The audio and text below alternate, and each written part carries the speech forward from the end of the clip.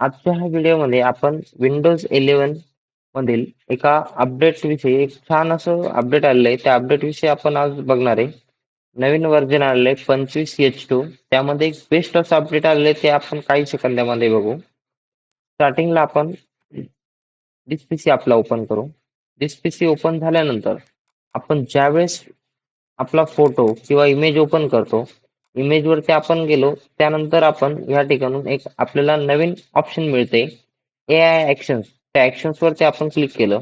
या ठिकाणी जर आपण ब्लर बॅकग्राऊंडचं ऑप्शन निवडलं, तर आपल्याला फोटोशॉपची किंवा इतर सॉफ्टवेअरची जी गरज पडत होती, ती आता नाहीये. आपण हे डायरेक्टली आपल्या मायक्रोसॉफ्ट विंडोज मधून करू शकतो. त्या ठिकाणी एआय ऍक्शन्स नावाचं फीचर आहे. त्या फीचरचा वापर करून आपण बॅकग्राऊंड चेंज करणं असेल, बॅकग्राऊंड बदलणं असेल, हे आपण इझिली करू शकतो. हे बघा, आपण काही सेकंदात ते झालंय. आपण याला क्लोज केलंय. आता परत आपण तो फोटो राईट क्लिक करून एआय ऍक्शन्स मध्ये जातोय बघा. एआय ऍक्शन्स मध्ये गेल्यानंतर आपण इरेज ऑब्जेक्ट विथ फोटोज यावरती आपण क्लिक केलं. ज्यावेळेस आपण या इरेज वरती क्लिक केले, आता बघा एक ॲरो आपल्या समोर आलाय. आपल्याला फक्त काय नाही, लेफ्ट क्लिक प्रेस करून ठेवायचे आणि जे ऑब्जेक्ट आपल्याला नकोय ते सिलेक्ट करायचं.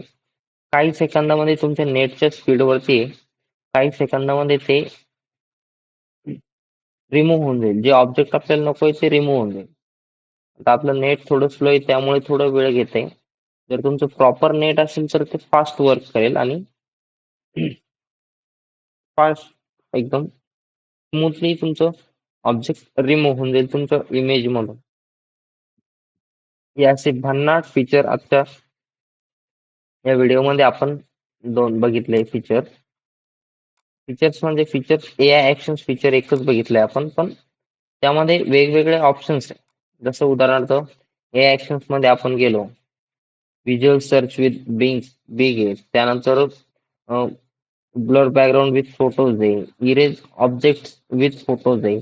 त्यानंतर रिमूव्ह बॅकग्राऊंड विथ पेंट. आता आपण डायरेक्टली पेंट मध्ये ओपन झालोय आणि पेंट मध्येच ते आपल्याला बॅकग्राऊंड रिमूव्ह करून देते. हे बघू शकतो आपण.